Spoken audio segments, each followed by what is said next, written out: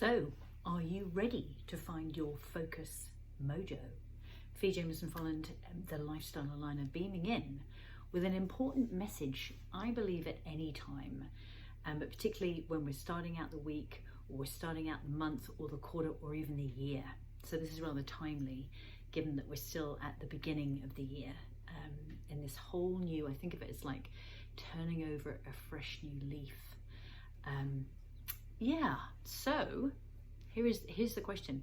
And so I suppose it's like anything that is going to happen in our lives happens when we find a way to make it a priority enough that we are literally focusing our ideas, our thoughts, our energy, everything we've got at that one thing. And I don't know if you can relate, but it's something that I've certainly found is I start at the beginning of the year, especially, or the quarter, and it's like, oh, I've got these goals in my mind, and I often end up with sort of 10. And there's nothing wrong with having 10 goals. It's just the power can come from being able to hone everything in and focusing on one thing. You know, one thing that I've heard in many courses that I've done is when it comes to, say, for example, if you're in a situation where you're going to be serving a group of people, to get super clear about who it is that you'd most like to help, for example. And I was, oh no, you know, there's so many things that I want to be able to do, to be able to contribute, to be able to help. However, it's honing it in and honing it down that can make the biggest difference. And when it comes to actually being able to really super focus, a little bit like a magnifying glass, you know, if we've got the sun coming through the magnifying glass and we've got dry leaves beneath it, the power of the sun through that magnifying glass will actually make those leaves combust, they'll burn. So how can we do this?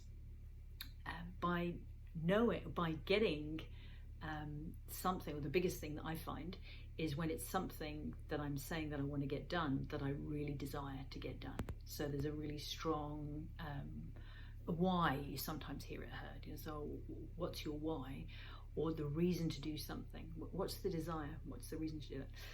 And there's this fabulous quote that comes to mind at times like this, where one of my mentors shared with me, which is that the hand does not reach for what the heart does not yearn for. So it needs to really be something that we really want. So let's pick something, you pick something that's in your life that you would prefer to be different right now. It might be you'd like to have more energy. So deciding to breaking it down into just one thing that you could be doing to help yourself with the energy. So one thing that I come across often for many of us is that we're actually ending up dehydrated in our day for whatever reason. So drinking more water, you know, it's oh, you know, it'd be ideal, I drink a litre and a half, I'm nowhere near that. Then start with something. Start with getting up to half a litre, or getting up to a litre, or replacing something that you'd ordinarily have with a glass of water. So maybe a cup of tea, have a glass of water, or something hot if it's a cold time of year for you. So I trust that is useful. Somebody one of my mentors in this area actually, who I actually got to speak on stage with at one stage, I was really thrilled with that, is Darren Hardy, who one of his fabulous books is The Compound Effect. So big thanks to him. And if you haven't checked out that resource, I do recommend that you do. So ciao for now, till I see you on this week's Alive with Fee.